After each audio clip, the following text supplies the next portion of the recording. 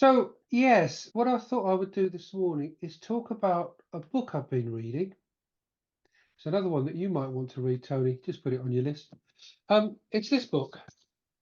It's called The Extended Mind. It's by a lady called Annie Murphy Paul. It's only published a couple of years ago. And you can tell I've got keen on it because it's got loads of little tags in the bottom of the where and as my daughter pointed out, yeah, Dad's been reading that book because he's scribbled all over it.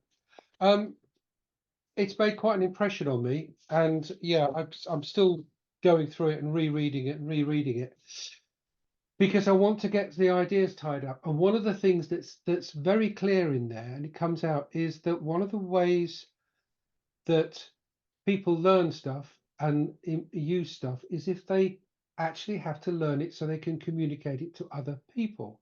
Hence tutorial groups in universities and getting students to actually exchange ideas and talk through their ideas. It's all times ways of making your mind think outside the brain and it go, whoa, what?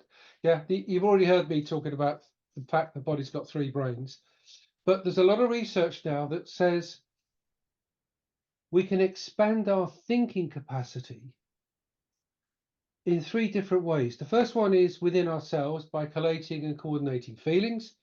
The other one is our surroundings, and the third one is within the relationships we have and our reaction to the minds and the people that we interact with. So I'm going to run through those things. I've yet to do this in under 10 minutes, so it could be a bit of a canter, but I'm finding it interesting, and I think you guys will find it interesting as well. It's a little bit different as an insight. So within ourselves, there's 3 points and 3 points. Um, the whole thing about sensation. Um, we all know about the five senses, or sometimes the sixth sense, because some people think they've got a sixth sense. But there's all kinds of sensors that are monitoring everything else that's going on in the body, which you don't cognitively even think about. And actually, all of those sensors talk to a little bit in the brain, a lump called the insula.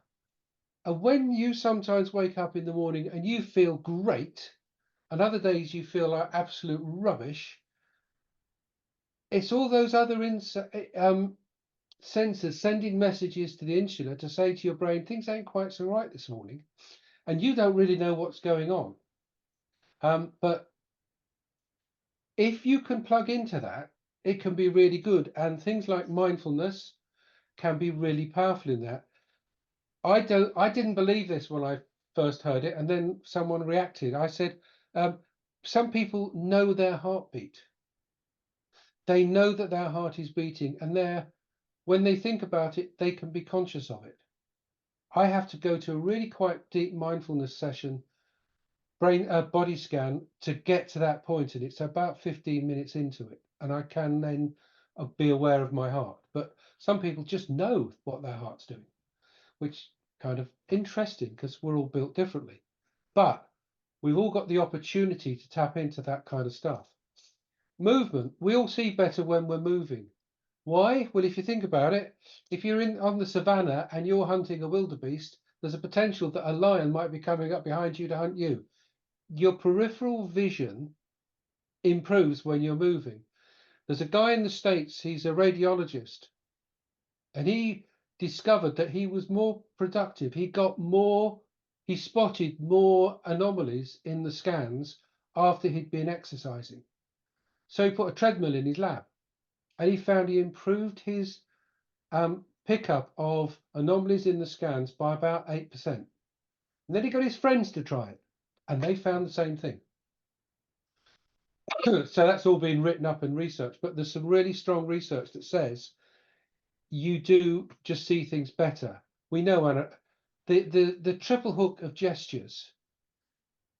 People talking with their hands. It's either something you do or you don't. Most of the time, you can't see my hands moving about, but actually, they're doing this all the blooming time when I'm talking.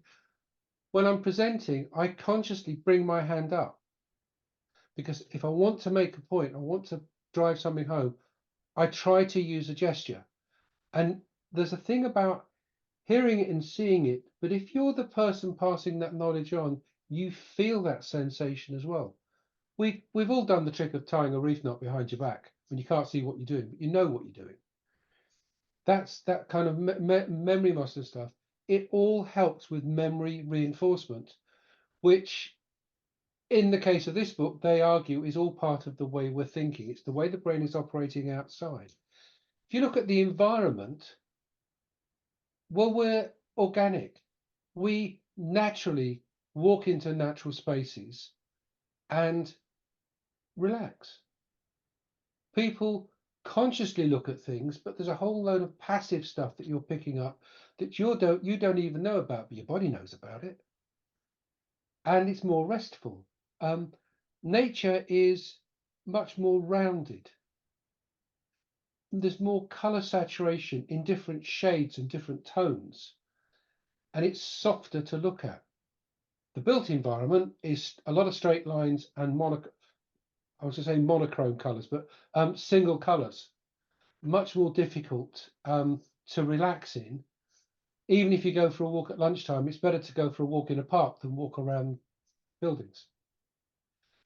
If you're in built spaces, quieter place to think is typically they build a garden, don't they? But open plan, because you're going to be more productive. To put it in technical terms, is complete cobblers, because you get interrupted more. And hot desks, there's real research now that shows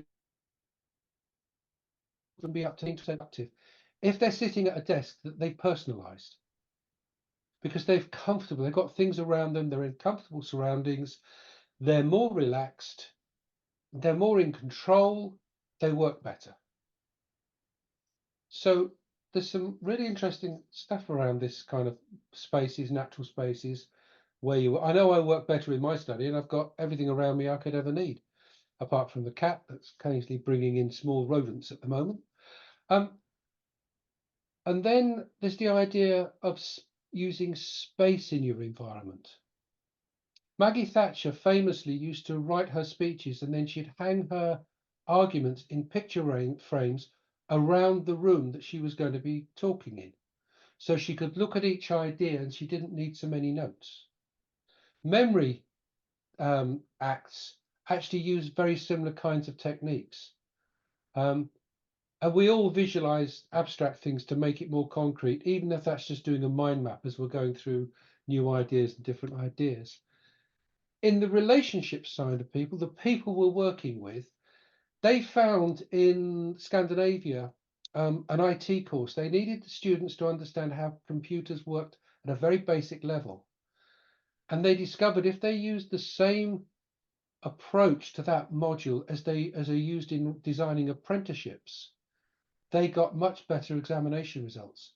So you provide someone with a basic model of ideas, you give them a scaffolding that they can hang the ideas off, and then as they become more confident, you reduce the amount of teacher intervention and you become more of a coach.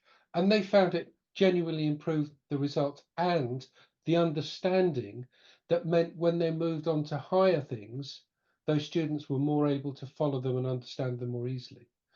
And copying experts, apparently, if you follow Warren Buffett and you invest where he invests, even if you're 6 months later, you'll be richer at the end of 3 years.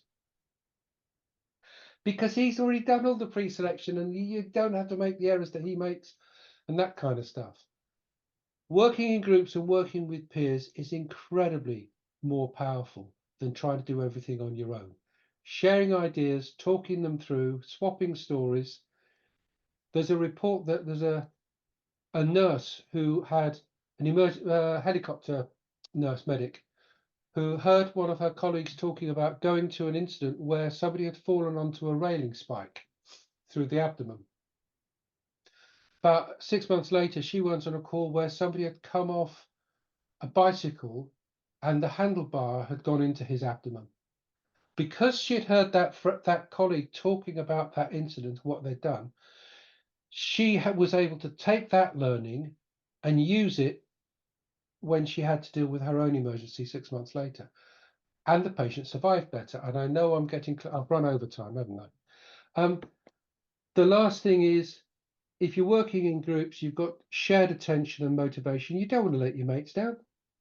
So you build the relationships. You do engage in rituals together. You train together. You learn together. And it's amazing how much more productive those groups can be because of that common knowledge and that common stuff. So if you wanted to expand your thinking, just think about what you could do to develop your brain muscle. The whole thing Mm. about use it or lose it works. So how are you going to exercise your brain? Change something you're doing. Think about when you might do it, how you can make it happen. And if you want to have a go at it and you want some help, give me a call. That's